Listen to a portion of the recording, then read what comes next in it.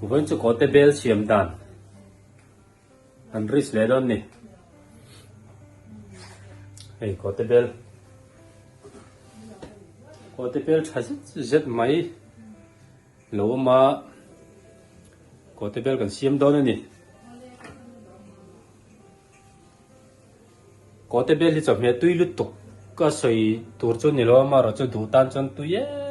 mẹ mày nè khá lắm bằng ngay là lâu tan phải cho nên chỉ lùi thế đấy rèn lâu tuột khó phân nè mà rồi cho mình dâu gì ngã chọn chọn mẹ lár bể pol ngã chọn mẹ tùy ăn sợi nè về thùng ngã cái po hen cái đuôi mẹ mà có tế bel thì anh mà như khóa có tế bel cũng anh bay tuột tới hết dịch tới cả là sáu tám chín này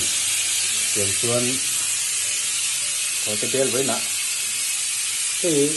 cắn xiêm đàn trắng của chúng mình dâu là cắn xiêm đàn trắng của nhà xuân cắn tóc cắn bel này nó mông đâu ta có hầm cắn thế em một chân chân thum lọc đâu tóc là một cái gần này đâu trắng quên gần phía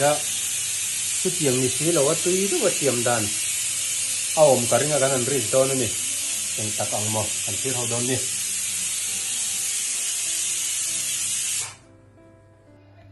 thì có tế bel khăn này tel khát sống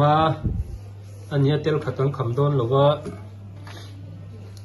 zaman lại gần lá này thì zaman anh ấy có tế bel thì khá là lộc đấy in cả khía thì mình số chụp mẹ đủ bể pol này có tế bel là tắm chầu lên chân á có tế bel huân này tới chú ăn lộc lấy tụi ra cần ngay này thì có tế bel là này cần sợi ta cần khăn xiêm đàn băng ngay rồi mất khăn cần xiêm tàu đón rồi vậy sum lọc các chuyện khi khăn cần xiêm đón đến rồi vậy cần như thế rồi sum như thế chặt như thế rồi tùy rất là bảy đàn cần rít đó này thế là mình bảy phần thuộc cái này đây á này cái này dan ini kan pelang alai baca thak ci pun nunga tamdon ko pahe ba khorte min lo presela inte kan tel vel do ni chon he te ko te bel e marcha u an ya marcha sing chu ko te bel na chen rem vok lo ga she hi kan thak ko ti na mel te poti moya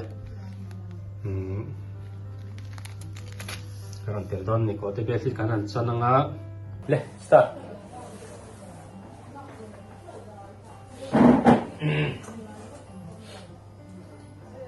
thì có tế bel thì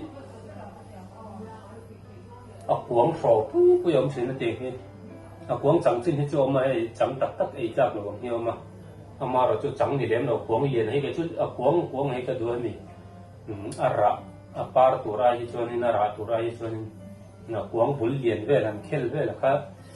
mình khác saru khel tập có cần riêng để thấy tôi có thể khăn thì tuy việc cái chuyện này chuyện chân ta nó có thì tiền tết thì hiện gần chân đôi này những nhiều chuyện nên bạc hạt tiền có hạt tiền lạc cái chuyện này nó phai hết thì tiền tết thì hiện gần chân là còn tôi số giờ đó này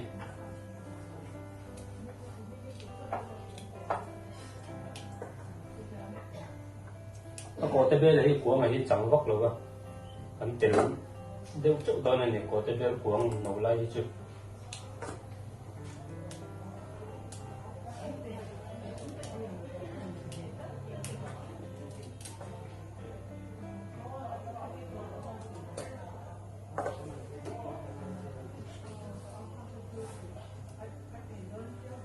cái bộ hiện nấu thế mình phải tí chút trắng nữa tục nó lọc lâu này trắng ô vào cái chú nó tùy nó bỗng rồi vâng nó thịt mọc mấy mẹ còn 7 đòn này không chỉ là chú thì là cuống hàng lai chú nấu xấu rất là nhiều thì chỉ còn tiền nước thường là cuống thì là nấu xấu thì tùy mẹ mình hàng lai cuống xấu đi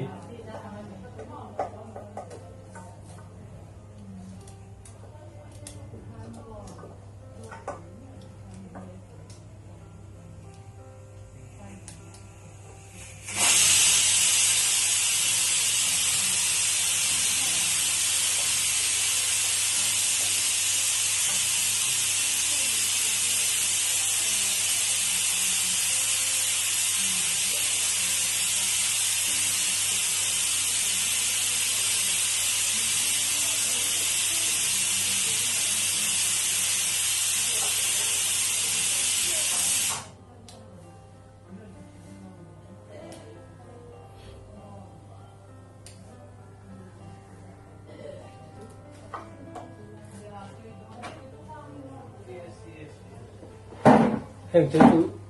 chẳng tổ thì khác sẽ đến hệ có thể bé là bộ hèn cái chỗ cuống ấy chỗ tiền lẩu mấy tuổi đó nè cuống cái là khâu tú nó cái rồi cần tiền chiang cái chỗ cuống nấu trắng chát đóng trắng gì cái tiền là hết chỗ hệ rau trắng nước tục tổ hèn cái chỗ tiền lẩu chi nè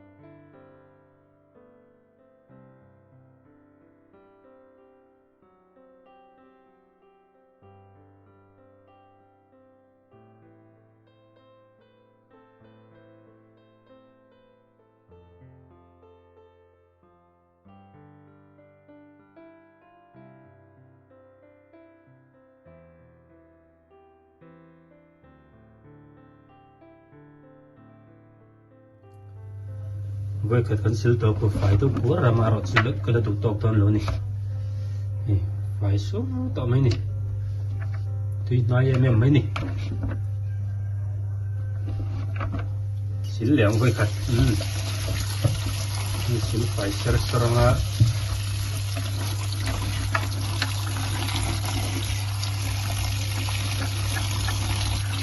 phải trả lỗ thế chính là tôi phải trả lỗ thế thì nó xem tu đi vào những thứ rất là cần phải trả cái là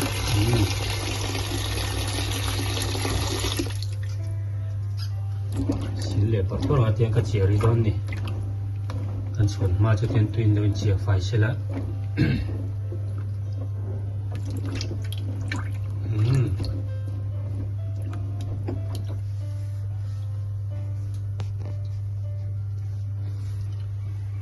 thì xuân nó bel tụi mà tùy lum hi hành này dùng mấy lạ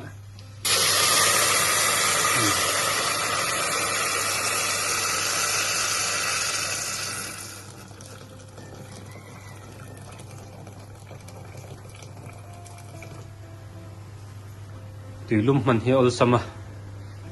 chắc mày bên ma boka tùy sâu này răng khá chán nè thì vợ ta cần tiền cho nó sung ở đây để đó là tiền cần sạc mal thế mấy đòn nè cái bà khâu lấy đàn này cái tiền đó nè thì nó má lông ngót cái chú nó có thể bây giờ chúng ta cái lông này nữa thì cái nấm thế à thì lúc khá lắm bảo chân rim hiên này tủ răng răng cọp mà thì bảo chân nó thì rim thì rim thì cần sạc đó nè bà khâu này cái tầm số cho thì bà khâu lên cần tiền bốc cái này cái này cái này là rim thì cần sạc nữa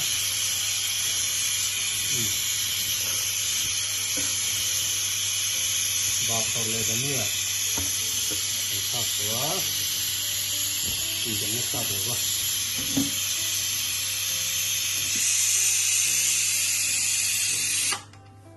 nó chọc lại rồi mày ngã đối với tụi tôi là rắn sâu chả lâu đâu và rắn sâu chả sẽ là rong để có rắn trắng rất đơn nè marca rau pet marca mu marca rau po này là marca mu rồi apek cái này gì thắc chặt lâu cái lâu thắc lúc tục cho nên tiền tầm chi này lâu cái mà rồi cho hay mình tiền lâu khi cho nên cầm bảy tụm đàn cà phê đơn hay ông lâu ta sẽ chú cái bảy lâu tụi cái này đó này cái bôi mỏ mà cầm tí cầm vitamin ăn chia khăn tụi này cho nó bôi mỏ về lại thùng anh này chọc này xem tụi này hen cái cái thắc đó này mà hết thắc cái vàng của ta khởi chi này đầu tiên mình thắc chết cho mà tộc lấy cống thì kan thắc tụi con này thắc làm ai mà cho nó rong khô rong thịt cái phép đó mấy nè lùi cái này phơi là sáng là lùi có mà hành sum tới phơi mà lồng rồi cho sắc mà lồng rồi cho xuống là tùy khi phim mà hàn mấy lỗ tùy mấy lỗ vì cái này mà rồi chứอย่างมาจะรู้แต่หันท่ากีฬาผู้รุ่นเซนเนี่ยก็เตียงขนาดนี้ละเนี่ยร้องผู้รุ่นติดมาลงง่ายไม่หนีมั่วอะไรสัจจะร้องเดือดไรต่อไม่หนีที่ผู้ชนเรื่องตามน้ำกอกกันเนี่ยนี่ถอยตัวง่ายอย่างฟินิชิ่งนะก็ต้องตีหลังในตอนนี้อย่างนี้ที่เงี้ยรันชัวร์อีกครั้งเราเต็มเชียงในตอนนี้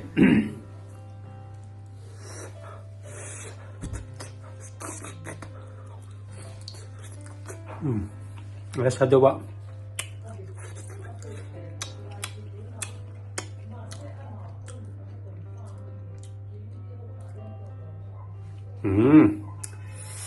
Tụi vậy